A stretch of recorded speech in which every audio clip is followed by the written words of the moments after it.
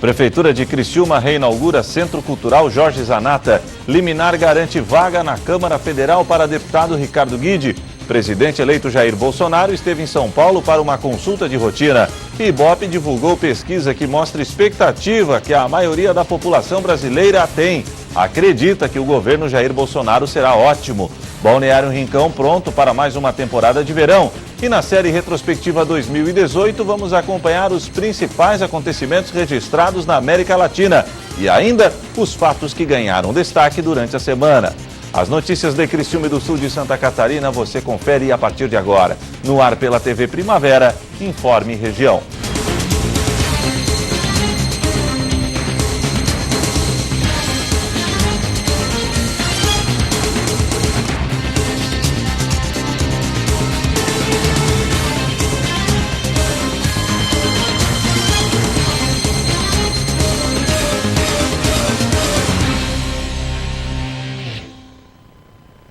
Hoje é sexta-feira, 14 de dezembro de 2018. Para você que sintoniza a tela da TV Primavera, uma boa noite. O Centro Cultural Jorge Zanata, após quase 4 anos, voltará a ser sede da Fundação Cultural da cidade. Confira.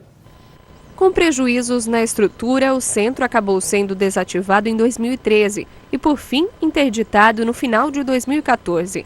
Logo em seguida, o espaço começou a ser restaurado, mas a obra parou logo depois por entraves burocráticos. Nos últimos anos, o principal impasse foi em relação à cessão do local. O prédio pertencia ao Departamento Nacional de Produção Mineral, o DNPM, mas era utilizado pela Prefeitura. A administração municipal não podia restaurar um prédio que não era seu e o DNPM não arrumava porque não estava utilizando. Impasse que foi resolvido no fim de 2017, logo após um incêndio atingir o local. Uma cessão de uso à prefeitura e o apoio da iniciativa privada reergueu o centro. Um trabalho minucioso, já que a estrutura é patrimônio tombado. Toda a equipe do governo do prefeito Salvaro ficou envolvida para que fosse realmente restaurado, além da reconstrução, que ela fosse totalmente restaurada no molde como manda a legislação. Trata-se de uma das estruturas mais importantes na história de Criciúma. A construção da década de 40 já abrigou a sede do Departamento Nacional de Produção Mineral e foi ainda usada durante o regime militar. Anos depois ganhou outros ares. Em 1996 passou a ser usada pela Prefeitura, abrigando nos últimos anos a Fundação Cultural do município. Agora, com a reinauguração, oficinas de arte e exposições vão voltar a ser realizadas por aqui. Já tive uma reunião com o prefeito Salvaro e ele autorizou aqui então fazer o café-concerto, a Academia de Letras terá uma sala aqui, terá exposição de artes e as instituições, tantas universidades, escolas que queiram fazer suas exposições, o Centro Cultural estará à disposição. As portas do Centro Cultural Jorge Zanata serão reabertas com uma série de apresentações. A programação e a visitação ao espaço é aberta ao público. A partir das 19 horas estará aqui o Coral da Unesc, estará aqui o Coral Criança Feliz, a Banda Cruzeiro do Sul, para que então a gente receba todo cidadão criciumense da região, para que a gente faça a inauguração às 20 horas dessa importante obra que estamos entregando hoje para a cidade. Um momento muito aguardado pela administração municipal e por toda a população. Na realidade, o Centro Cultural Jorge Zanata, esse importante centro da cultura criciumense da região, volta hoje a estar no seu devido lugar, uma obra fantástica, onde todo o Centro Cultural da Fundação Cultural estará já aqui a partir da semana que vem, fazendo a parte administrativa. Uma liminar do Tribunal Superior Eleitoral garante o direito de diplomação do deputado federal Ricardo Guide. O político havia perdido sua vaga na Câmara dos Deputados em virtude de uma ação na Justiça impetrada pelo Partido dos Trabalhadores. O ministro Admar Gonzaga, do Tribunal Superior Eleitoral, atendeu ao pedido de liminar do Ministério Público Eleitoral de Santa Catarina, determinando efeito suspensivo e suspensão do acórdão do TRE, que deferiu a candidatura à deputada federal Ivana Laís, do PT. A decisão garante a diplomação do deputado federal Ricardo Guide, do PSD. Eleito deputado federal em outubro, Guide havia perdido a vaga na Câmara dos Deputados após votação no Tribunal Regional Eleitoral, que deferiu o registro de Ivana Laís, do PT. Ivana recebeu apenas 491 votos, número suficiente para que Ana Paula Lima fique com a vaga por conta da legenda. Agora, até o julgamento final da ação, Ricardo Guide é quem fica na lista dos eleitos. Ele deve ser diplomado no próximo dia 18 pelo TRE como deputado federal, se tornando um dos representantes do sul do estado, ao lado de Giovânia de Sá, do PSDB, e Daniel Freitas, do PSL. Por outro lado, o criciumense pode perder a vaga devido a outro caso, o que envolve João Rodrigues, do PSD, que espera julgamento dos recursos por parte do TSE. Ele recebeu mais votos que Guide, mas foram invalidados. O presidente eleito Jair Bolsonaro esteve em São Paulo para uma consulta de rotina. Segundo os médicos, Bolsonaro está em excelentes condições. Na ocasião, foi confirmada também a data da cirurgia para a retirada da bolsa de colostomia que o presidente eleito carrega. Os médicos informaram que será no dia 28 de janeiro. O presidente eleito Jair Bolsonaro chegou em São Paulo antes das 10 horas da manhã num avião da Força Aérea. Ele estava acompanhado pela esposa Michele Bolsonaro e pela filha caçula. O ministro do governo de transição, Onyx Lorenzoni, e outros assessores também estavam no voo. O futuro presidente foi direto para o Hospital Albert Einstein, na zona sul de São Paulo, onde passou por consulta marcada a pedido dele. O estado de saúde do futuro presidente foi considerado muito bom e ele recebeu orientações dos médicos sobre alimentação e atividades físicas para enfrentar a rotina de viagens e reuniões durante o governo de transição. A cirurgia para retirar a bolsa de colostomia é considerada mais simples, mas ainda não foi marcada. Jair Bolsonaro usa essa bolsa desde o atentado que sofreu durante um ato de campanha em Minas Gerais em setembro. Ele foi esfaqueado e o intestino foi perfurado. Ficou 23 dias internado e fez 2 cirurgias. Desde então, usa a bolsa que deveria ter sido retirada ontem. Mas os exames feitos no fim de novembro revelaram uma inflamação e o procedimento foi adiado. O presidente eleito Jair Bolsonaro passou a semana em Brasília e cumpriu uma agenda de muitos compromissos. Na segunda-feira, foi diplomado pelo Tribunal Superior Eleitoral, ato oficial que o torna apto a tomar posse em 1º de janeiro. Na terça-feira, almoçou com artistas sertanejos e se encontrou com partidos políticos. Na quarta, visitou uma igreja, se reuniu com mais partidos para articular apoio no Congresso Nacional.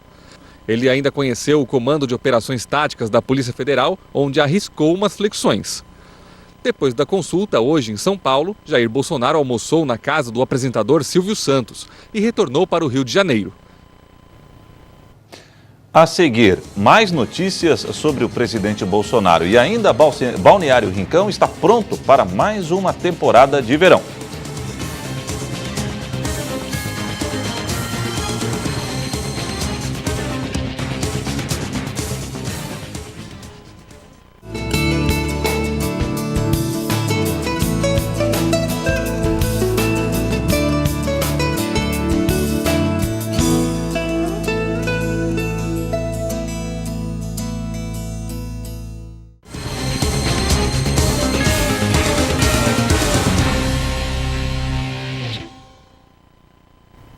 O IBOPE divulgou uma pesquisa que mostra a expectativa que a maioria da população brasileira acredita que o governo de Jair Messias Bolsonaro será ótimo.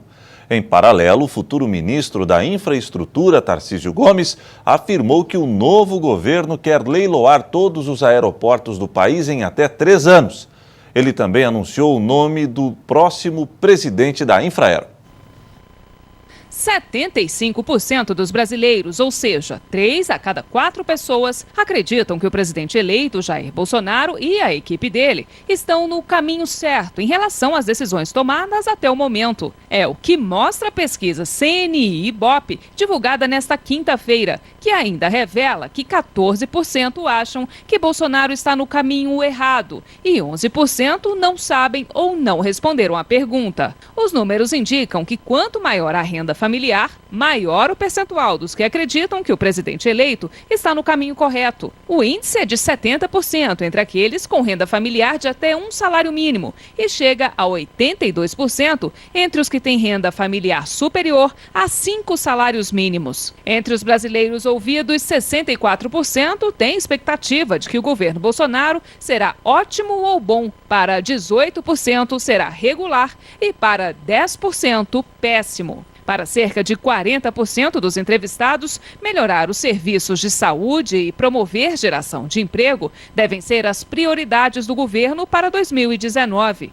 Em seguida, aparecem combater a corrupção e combater a violência e a criminalidade, além de melhorar a qualidade da educação. A pesquisa CNI mostra também que 2 a cada 3 brasileiros acreditam que a situação econômica do país vai melhorar em 2019. A pesquisa mostrada na reportagem foi feita entre 29 de novembro e 2 de dezembro e ouviu 2.000 eleitores de 127 municípios. A margem de erro máxima estimada é de 2 pontos percentuais e o nível de confiança é de 95%. O presidente eleito deixou Brasília logo cedo e seguiu direto para São Paulo, onde passou por uma consulta médica. Desde o início da semana, na capital federal, Jair Bolsonaro seguiu com as articulações junto aos partidos políticos para formar sua base aliada e conseguir a aprovação de projetos considerados importantes, como a Previdência. Em pouco mais de 40 dias da formação da equipe de transição,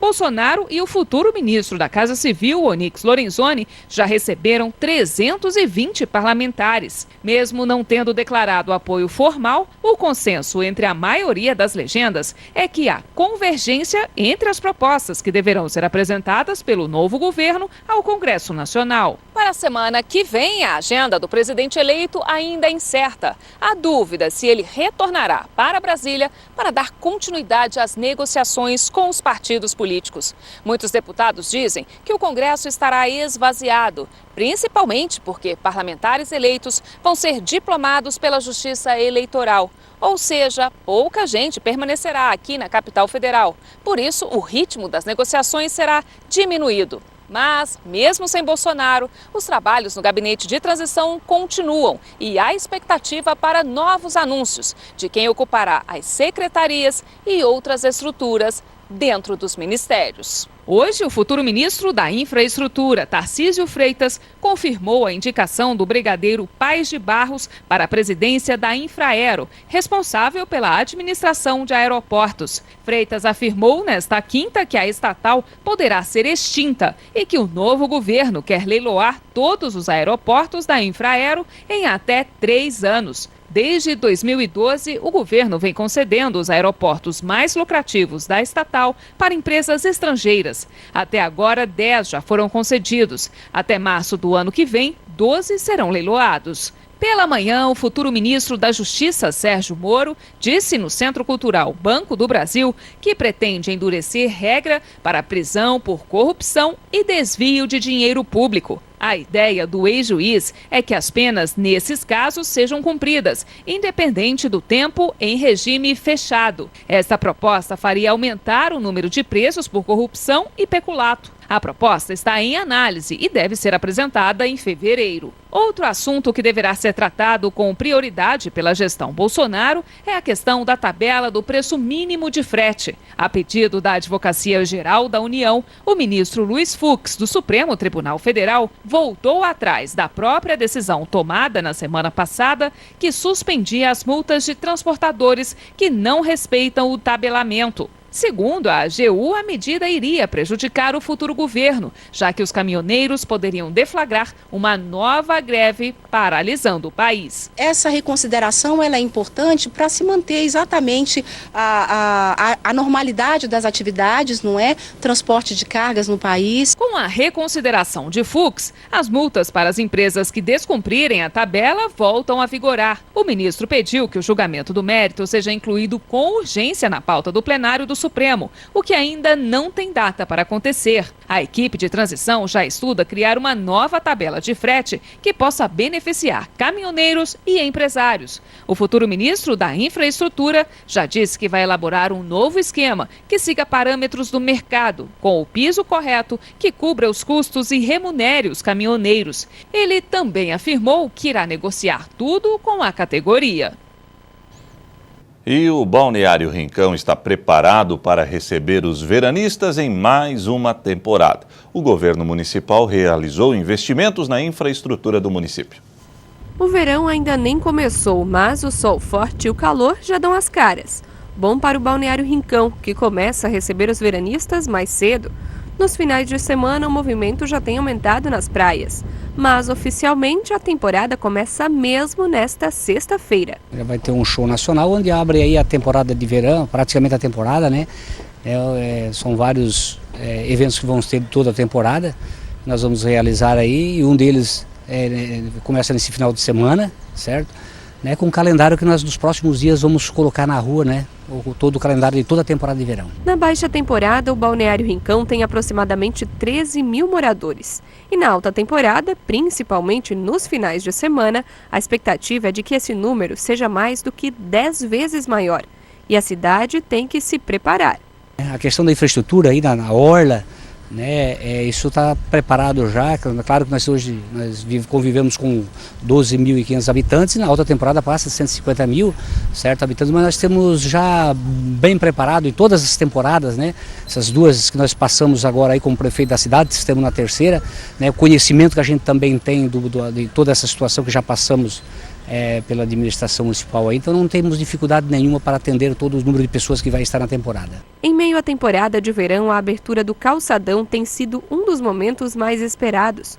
Orçado em R$2 milhões, o calçadão começou a ser construído em maio deste ano. A obra contempla a colocação de academia ao ar livre, parque infantil, ciclovia, pista de caminhada e quadra poliesportiva, além das passarelas de acesso ao mar. São 580 metros desde a antiga New York até próximo ao restaurante Verdão. Segundo o prefeito, o espaço será inaugurado ainda nesta temporada. O calçadão, nos próximos dias aí vai ficar com acessibilidade para todos poderem usarem o calçadão, nas pistas de caminhada. Todas as situações hoje do calçadão vai estar praticamente até o final de dezembro pronto, para poder a iluminação, tudo vai estar dando condições para as pessoas estarem, quando chegarem ao balneário aí depois do dia 25, já com a parte de paver, a parte da ciclovia, a iluminação, tudo pronto aí. A segunda etapa da obra do calçadão deve iniciar em abril de 2019. Serão investidos aproximadamente R$2,5 milhões em mais de 1 quilômetro de obra. Isso nós estamos terminando aí o projeto, nós já colocamos na Fátima, faz uns 3 meses, e agora temos adequando algumas situações para poder aí viabilizar a licença, que não acredito que vai ser tranquila, pelo fato que foi aqui também, e logo em seguida aí lá para o ano que vem a gente iniciar a segunda etapa, que vai entre a rua Rio de Janeiro, a rua onde desemboca aqui no mar, até a plataforma, onde vão dar mais 1,3 km de calçadão. A seguir, os fatos que ganharam destaque durante a semana. E ainda, na série Retrospectiva 2018, vamos conferir os acontecimentos que marcaram o ano na América Latina.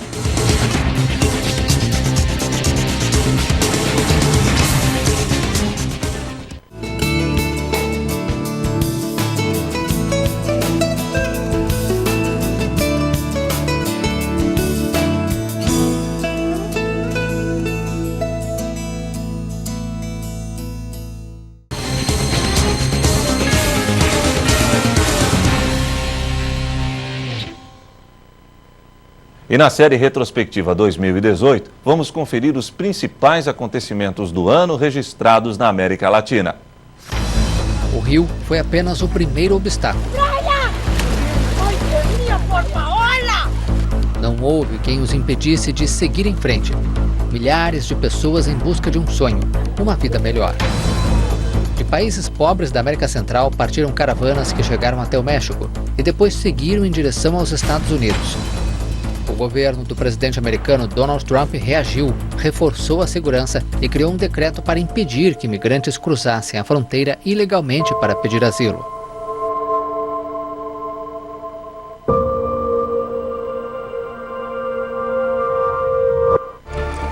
A crise humanitária assusta a América Latina. O êxodo de venezuelanos é considerado pela ONU o maior da história recente da região. A Venezuela atravessa uma profunda crise política e econômica, com uma gigantesca hiperinflação. Por isso, 2.300.000 pessoas deixaram o país desde 2015. Colômbia e Peru são os que mais recebem migrantes da Venezuela. O Brasil também sente o efeito do fluxo e já recebeu 85 mil venezuelanos.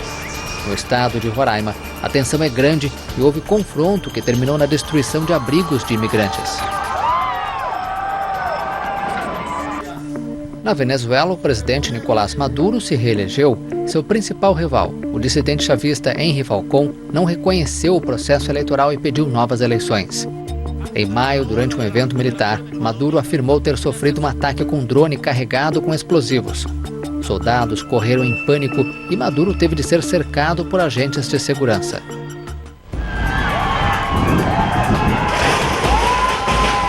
Outros países da região também tiveram crises políticas. Na Nicarágua, protestos deixaram centenas de mortos.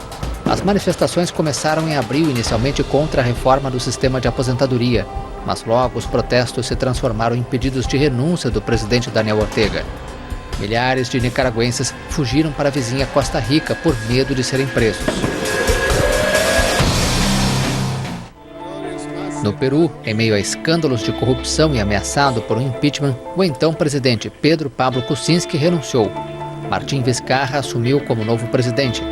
No país, o ano não foi nada bom para a família Fujimori. O ex-presidente Alberto Fujimori teve um indulto anulado pela Suprema Corte, que ordenou que ele retornasse à prisão. Mas Fujimori acabou hospitalizado, alegando problemas de saúde. A filha dele, Keiko, líder opositora, foi presa acusada de receber dinheiro da empreiteira brasileira Odebrecht.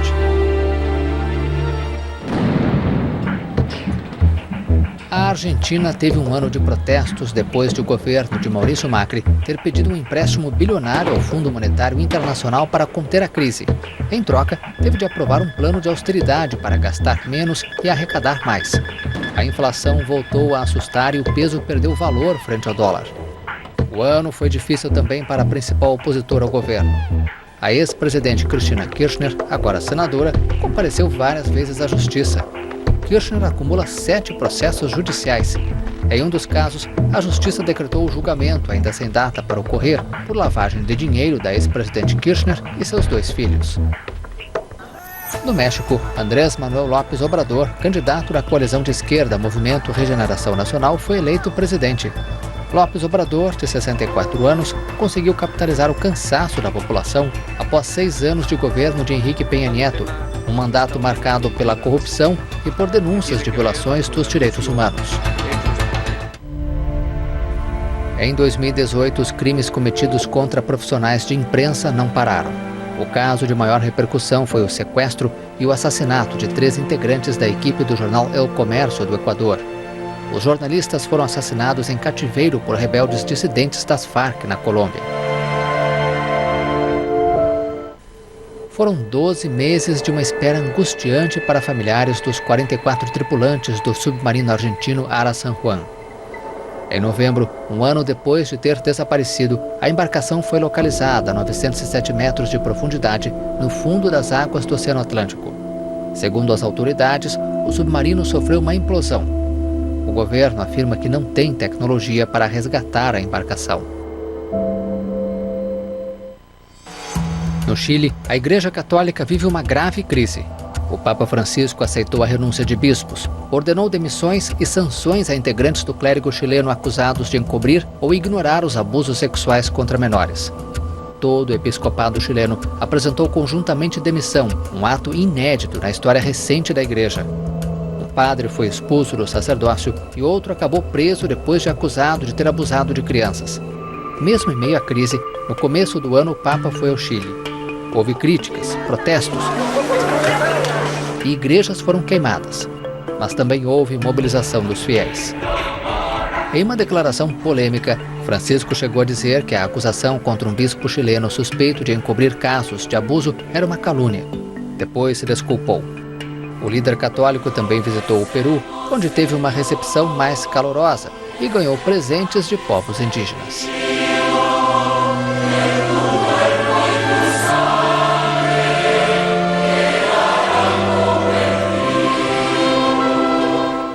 E para fechar o Informe Região desta sexta-feira, vamos conferir as notícias que ganharam destaque durante a semana na região.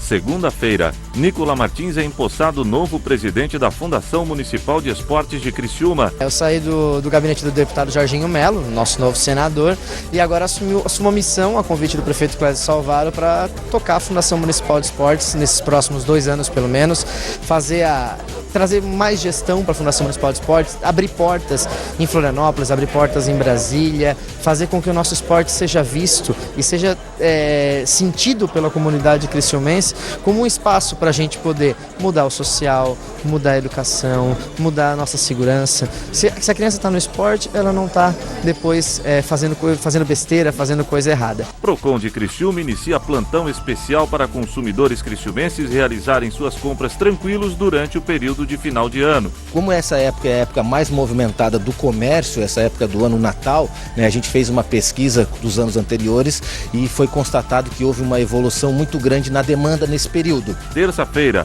o Unesc promove musical para a abertura oficial das festividades de fim de ano. A nossa expectativa é manter 5.000 pessoas em torno do Parque das Nações. Nós temos preparado para acomodar as pessoas 1.000 cadeiras. Então a família, já fica o convite aqui para o dia 12 no Parque das Nações, a partir das 20 horas, mas venham um pouquinho mais cedo, tragam suas cadeiras de praia, se acomodem no local, porque essa é a expectativa é grande, mais ou menos para 5.000 pessoas. Primeira-dama de Santa Catarina realiza o último ato na região à frente da Fundação Nova Vida. A gente está fazendo a entrega de muitos materiais muito importantes aqui, não só para Criciúma, para toda a região, né? Tem coisas muito importantes aqui, um kit odontológico todo para a Casa Guido, que é uma casa de apoio às crianças que têm câncer, né? Aqui de Criciúma, e atendem as crianças de toda a região. Tem os enxovais, que a gente chama de kit hospitalar, é um enxoval todo para os hospitais de caridade, né? Serão atendidos o Hospital de Morro da Fumaça, tem alguns outros também. Todo o enxoval com lençol, com toalhas, com fronhas, toalhas de banho, né? Então é muito desejado. Além disso, tem as cadeiras de roda, bastante cadeira motorizada aqui. O objetivo é a gente fazer o bem. Quarta-feira, Miri D'Agostinho é eleito novo presidente da Câmara de Vereadores de Criciúma. Ficamos muito felizes, né? É um cargo muito importante a nível de município, o presidente da Câmara do Legislativo. Sabemos lá que é uma casa política, né? Que tem vários partidos, e todos os 17 têm o direito de concorrer à presidência da Câmara. Eu tive a felicidade de ter o apoio de 9 homens do bem, de caráter, que me apostaram em meu nome. Quero fazer um bom trabalho junto à Câmara de Vereadores para que a sociedade de Criciúma seja a grande beneficiada. Alunos do IFSC desenvolvem equipamentos para a PAI.